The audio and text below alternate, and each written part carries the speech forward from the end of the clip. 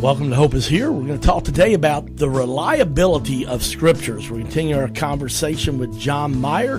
He is with a ministry called Radio Christi. You ought to check that out. Go to radiochristi.org. It sounds spelled like ratio, R-A-T-I-O, Christi, C-H-R-I-S-T-I, Christ with an I, radiochristi.org. And John, what does Radio Christi stand for? It means the reason for or the reason of Christ. It's Latin, and it just means giving reasons and evidence for Christianity, essentially. Well, we talked yesterday about apologetics. Why should you even care? If you didn't catch that program, I want to encourage you to go to our website, hopeishere.today. That's hopeishere.today. You can catch that 14-minute program about apologetics, and I think you'll really be blessed by that. Well, John, today let's talk about the reliability of the Scriptures. I mean, a lot of people say, that book was written over 2,000 years ago. How does it apply today? More importantly, unfortunately, a lot of people and college students especially, which you have a passion for, almost 1 in 5 believe that the Bible's a fairy tale. So talk to us a little bit about the reliability of Scriptures. Obviously, those of us that are followers of Jesus believe the Bible's reliable, but what can we say to those who don't actually trust the Bible? Yeah, well, I think there's a couple of different lines of evidence that we can start with. Now, I'm not really trying to exaggerate here. There are volumes and volumes and volumes. There's a guy by the name of Lardner who lived a while ago, in the actually it may have been 1700s. I'm trying to remember exactly. But he wrote 17 volumes on the evidence for Christianity that was just in the first few hundred years. All different connections outside of the biblical text and outside external evidences, we might call them. But there's just so much evidence that we can only plow through a tiny fraction of it today. Well, give us some examples of maybe like internal evidence. Sure. So there's interesting pieces of internal evidence, like looking at the something like the psychological profile of Jesus throughout the 4 Gospels, and that he has the same character throughout all 4 Gospels, which seems to show that everybody's not making up a character for Jesus. They're actually talking about a real person who actually existed. Another thing is something called undesigned coincidences, and these are interesting. Also another old argument, but it's starting to come back. A guy by the name of John James Blunt wrote an original book on this, and then modern view of this comes in Lydia McGrew's book called Hidden in Plain View. But here's the basic idea of what goes on in this. We basically have different views or different details that are put in to the different Gospels. And they're not intentionally put there to explain something in one of the other Gospels. They're put there because that's what actually happened. And these little tiny things end up collaborating and showing that the different views or the different gospel writers are actually accessing the same reality. Let me just give an example. I think this is the best way to do it. If you're listening, you're not a follower of Jesus, the Gospels are Matthew, Mark, Luke, and John, the first 4 books in the New Testament. Go ahead and give us some examples there from the Gospels. It's good to clarify that. So Matthew 4:21 through 22 says, "Going on from there, he saw 2 other brothers, James, the son of Zebedee, and his brother John. They were in a boat with Zebedee their father, mending their nets, and he called them. Immediately they left the boat and their father and followed him." Now, there have probably been thousands of sermons on how Jesus calls his disciples, and his disciples drop what they're doing and go and follow him. But what you probably haven't heard a sermon on is this little piece here where he says they were mending their nets. Why? Why were they mending their nets? Well, you look around in the rest of Matthew, you could read the entire book of Matthew, and you will not find an answer to why they were mending their nets. However, Luke talks about what goes on just before this in his gospel. And so Luke chapter 5, 4 through 7 says, "When he had finished speaking to them, he said to Simon," so that's Peter we're talking about here, "Put out into deep water and let your nets down for a catch." "Master," Simon replied, "we've worked hard all night long and caught nothing. But at your word, I'll let down the nets." When they did this, they caught a great number of fish, and their nets began to tear. So they signaled to their partners in the other boats to come and help them. They came and filled both boats so full that they began to sink. So here we have, you see that Luke is not saying, "Oh, I've read Matthew," and he talks about these nets being mended. I got to explain that somehow. That's not what's going on here. He's just saying what happened, and it happens to tell you exactly why Matthew says they are mending their nets, because the nets broke, they caught too many fish, and now Matthew says they were mending their nets when Jesus shows up to call them.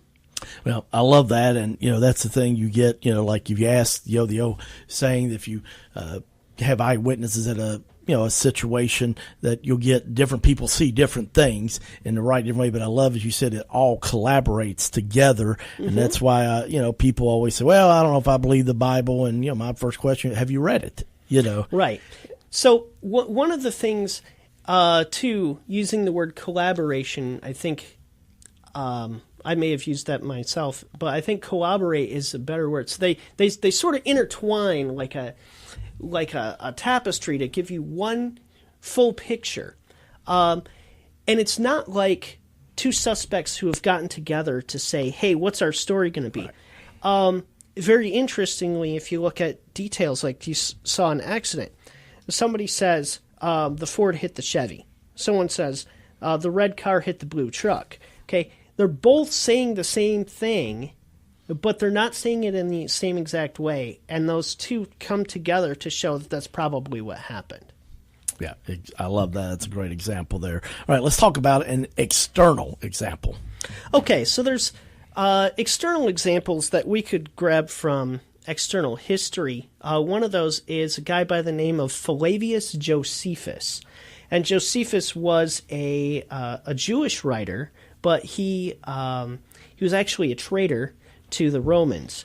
But the Romans helped him to finance and actually write a history of the Jews. And so in the Antiquities of the Jews, this is book 18, and this is chapter 3, section 3. It's a very famous piece. And what it says is, "At this time there was a wise man who was called Jesus, and his conduct was good, and he was known to be virtuous. And many people from among the Jews and the other nations became his disciples. Pilate condemned him to be crucified and to die. And those who had become his disciples did not abandon their loyalty to him. They reported that he had appeared to them 3 days after their crucifixion and that he was alive. Accordingly, they believed that he was the Messiah, concerning whom the prophets have recounted wonders." Now, he doesn't outright say, "This guy's the Messiah. You should follow him." But we wouldn't expect that from somebody who's not a follower of Jesus, right? What we do see in here is that there's a guy named Jesus. He was known for being a good guy. They claim he did wonderful works.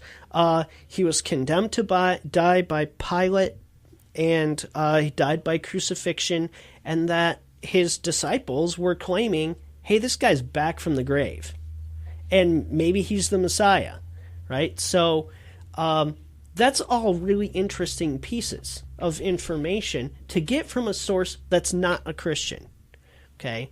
It's connecting with and showing. And Josephus does a lot of that. This is the most forward of the passages because it specifically mentions Jesus. But there are all kinds of places where he's talking about, why Joseph was afraid to go back to Judea when they came back from Egypt. You don't see that in the biblical text, what Archelaus did. But if you want to know what Archelaus, the son of King Herod, did, and why Joseph didn't want to go back there, you can read Josephus.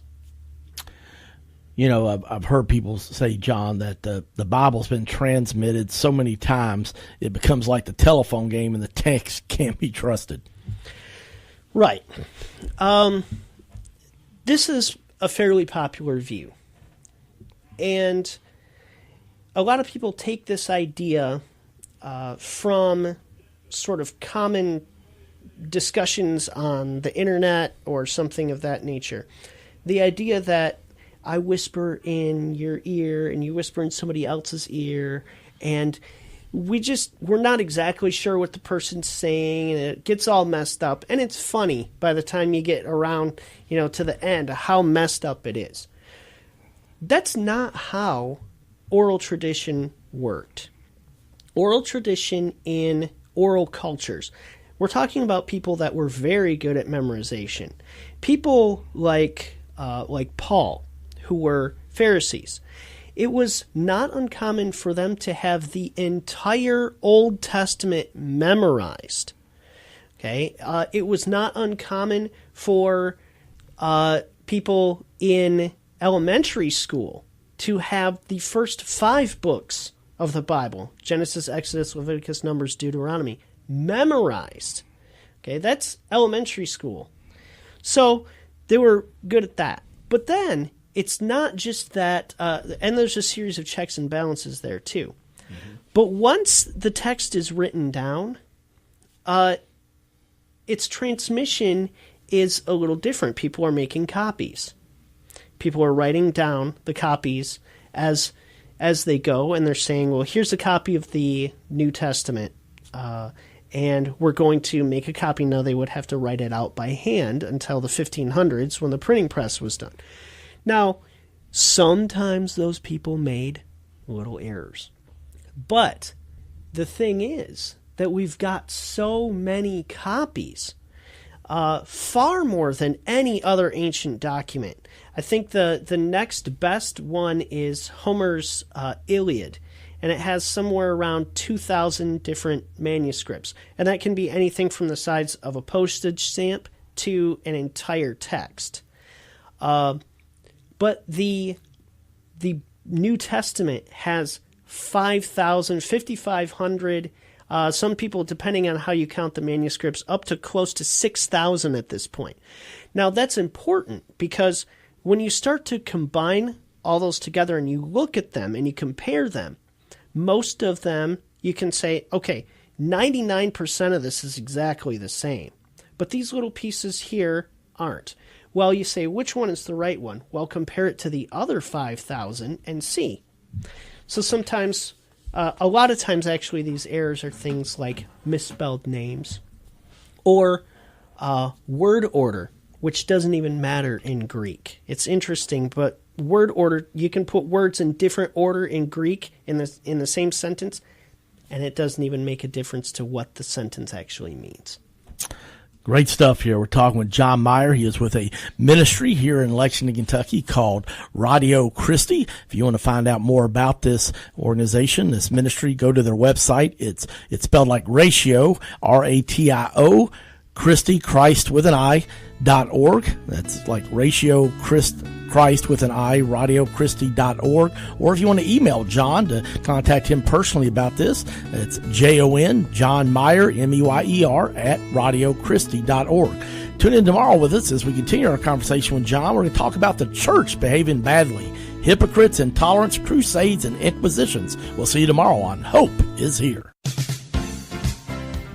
CMI is your full-service human resources provider in Central Kentucky. For 15 years, CMI Human Resources has taken great pride in helping organizations and people work.